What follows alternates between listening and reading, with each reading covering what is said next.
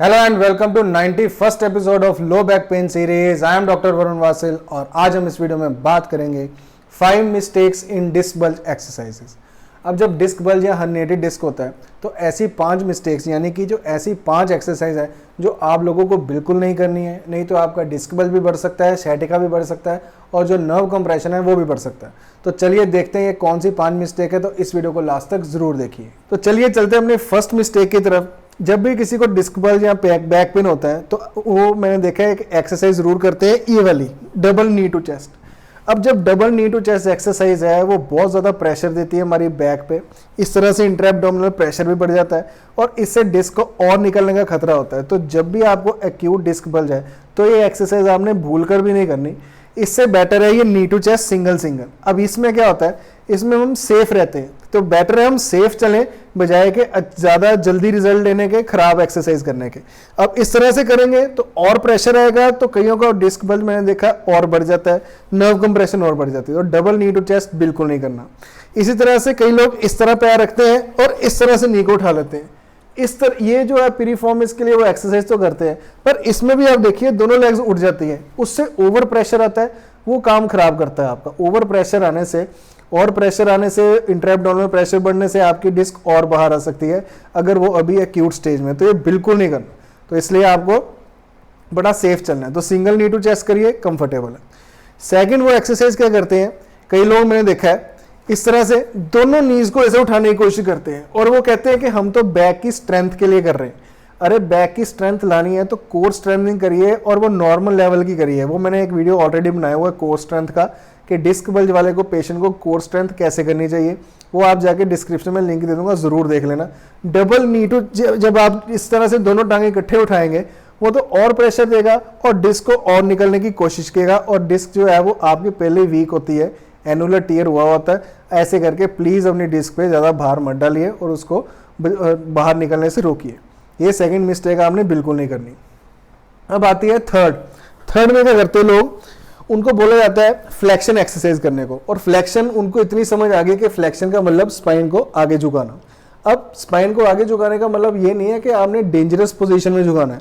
Dangerous position कौन सी है, वो क्या करते हैं इस तरह से बैठे हैं और ऐसे फ्लेक्शन करने की कोशिश कर रहे हैं। अरे ये तो बहुत ही गलत है। ये तो आप अपने डिस्क को इन्वाइट करने हैं कि वो निकल जाए और बाहर निकल जाए।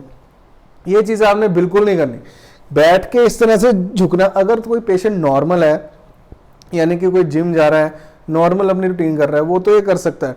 पर जब कोई पेशेंट बन जाता है, बैक का पेशेंट है, स्पेशली sciatica जिसको हो रहा है, वो ये एक्सरसाइज करेगा, पैरों को छूने की कोशिश करेगा, वो तो आप और डिस्क को बाहर निकाल लेंगे।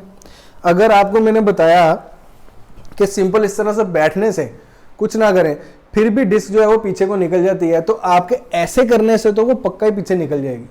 तो ये जो चीज़ें हैं ये ध्यान में रखनी है। ये थर्ड मिस्टेक आपने बिल्कुल नहीं करनी।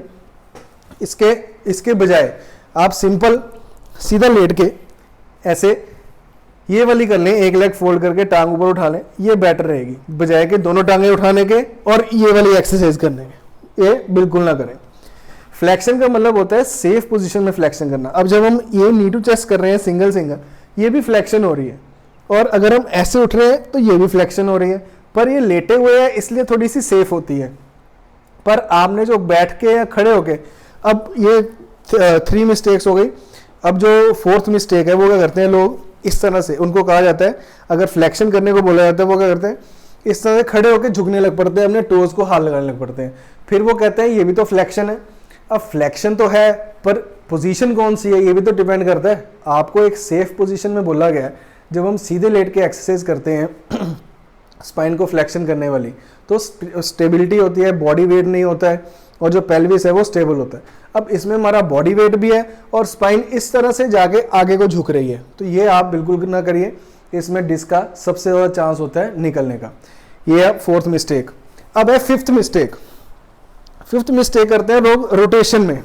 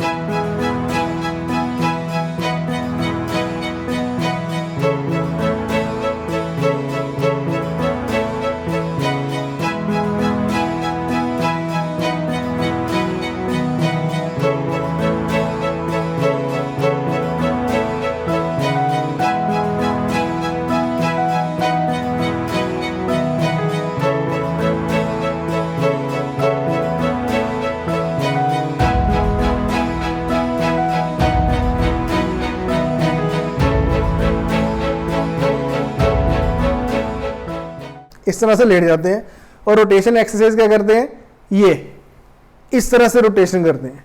अब मुझे ये नहीं समझ आती, अगर आपका लंबर स्पाइन का प्रॉब्लम है तो ऐसे रोटेशन करने से इसका एक्सिस तो थोरेसिक स्पाइन पे पड़ रहा है, ये रोटेशन करने से आपको कोई चीज़ मिलेगी नहीं। ये देखिए इस तरह से है, वो ऐसे रोटेशन कर रहे हैं। अब आप देखिए ऐसे रोटेशन में कर रहा हूँ, इसका एक्सिस यानी कि जो स्पाइन है वो घूम के कौन से एक्सिस पे रही है, थोरेसिक स्पाइन पे, तो लंबर स्पाइन पे तो इफेक्ट ही नहीं आया। लंबर स्पाइन का करना है तो आप एक टांग के ऊपर टांग रखिए, उसके बाद इसको रोटेट करिए। अब देखिए आपको बटक पे भी स्ट्रेच आएगा और जो लंबर स्पाइन लोअर वर्टिब्रा जहाँ हमारा PSIS होता है या हमारा जो L4 L5 L5 S1 वाला रीजन होता है वहां तक आपको स्ट्रेच आएगा। तो बेटर ये है कि एक टांग के ऊपर टांग रख के रखे, इससे हमारा जो पेल्विस है वो भी स्टेबल रहेगा। तो ये 5 मिस्टेक्स मैंने देखी हैं जो लोग बहुत ज़्यादा करते हैं एक्सरसाइज में। काफ़ी लोग मुझसे पूछते हैं क्या हम ये एक्सरसाइज कर सकते हैं, क्या हम ये एक्सरसाइज कर सकते हैं, पर मेरा एक ही फंडा होता है, चाहे वो एक्यूट केस है डिस्क बल्ज का चाहे क्रॉनिक है, हमने हमेशा सेफ एक्सरसाइज करनी होती है। तो इसी तरह से काफ़ी डेंजरस एक्सरसाइज हमारी कोर स्ट्रेंथनिंग में भी होती हैं, तो हम उसमें भी अवॉइड करते हैं कि पेशेंट पे ज़्यादा जोर ना डाला गए। और सबसे ज़्यादा इंपॉर्टेंट चीज़ होती है वॉकिंग। वॉकिंग जो है डिस्क बल्ज वाला, सciatica वाला, स्टेनोसिस वाला जितना अच्छे से कर सके उतनी उसकी नर्व की जगह बनती है। तो एक स्पेशल टिप थी कि वॉकिंग शुरू करें, चाहे आपसे 5 मिनट होती है तो 5 मिनट करें, 10 मिनट होती है तो 10 मिनट करें। वॉकिंग कैसे करना चाहिए बैक पेन वाले पेशेंट को, वो मैंने आपको ऑलरेडी एक वीडियो बनाया हुआ है, उसको जाके लिंक में आपको डिस्क्रिप्शन में लिंक दे दूंगा, वो जाके आप देख सकते हैं। तो ये थी वो नेवर डू 5 एक्सरसाइज जो हमारी मिस्टेक्स हैं, ये आपने बिल्कुल नहीं करनी। तो इस वीडियो को ज़्यादा से ज़्यादा लाइक कीजिए और शेयर कीजिए, सबके साथ शेयर कीजिए, क्योंकि जितने बैक पेन वाले पेशेंट हैं, डिस्क हर्निएटेड डिस्क, sciatica, जिनको भी ये प्रॉब्लम है वो ये गलती ना करें, और आपके ऐसा शेयर करने से उनकी गलती बच जाएगी, तो उनको बड़ी खुशी होगी। तो इस वीडियो को लाइक कर दीजिए, शेयर कर दीजिए, हमारा चैनल सब्सक्राइब जरूर कर लीजिए, क्योंकि इसका एक भी वीडियो मिस करने वाला नहीं है। और बहुत बहुत धन्यवाद जो आपने हमारा 90th एपिसोड था उस पर आपने बहुत अच्छा कमेंट भी किया और उसको बहुत लाइक किया, और वो भी बहुत इंपॉर्टेंट था कि हमने कैसे हमें पता लगेगा डिस्क हील हो चुकी है, वो भी जाके देख लीजिए, वो भी मैं लिंक डिस्क्रिप्शन में दे दूँगा। Have a nice day, take care of yourself.